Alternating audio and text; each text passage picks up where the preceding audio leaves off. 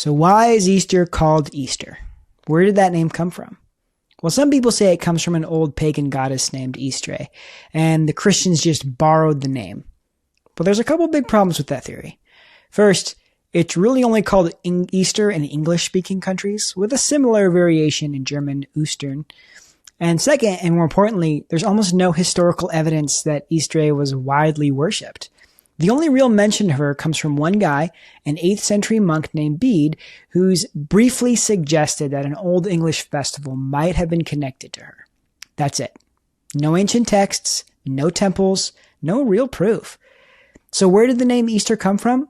Well, the earliest Christians didn't even call it Easter. They called it Pascha, which comes from the Hebrew word for Passover. Why? Because Jesus' death and resurrection happened during Passover, and the first Christians who were Jewish saw Jesus as the ultimate fulfillment of that holiday. For hundreds of years, Christians everywhere celebrated Pascha, but when Christianity spread into regions that spoke different languages, the words changed too. In most of the world, people still call it some version of Pascha, but in England and Germany, a different word got used. Easter, or Ostern.